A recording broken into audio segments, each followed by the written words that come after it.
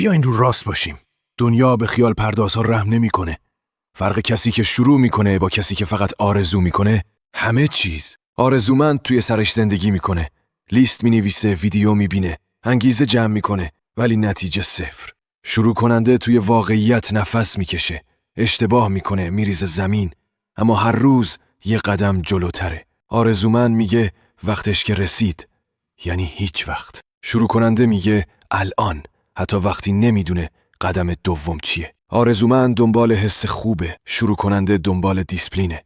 حس میاد و میره، دیسپلین میمونه و شخصیت میسازه. واقعیت اینه، بدن درد میگیره، ذهن مقاومت میکنه، اطرافیان میخندن، قبوله. ولی اینها قیمت بیداریه. تو یا قیمت پیشرفت رو امروز میدی یا قیمت حسرت رو تا آخر عمر. بهانه ها همیشه قانع کنندن. پول ندارم، وقت ندارم، کامل نیستم. خب که چی؟ هیچ کس با شرایط کامل شروع نکرد. برنده کسیه که با همون چیزی که داره امروز وارد رینگ میشه. از خودت بپرس، من تماشاگرم یا بازیکن؟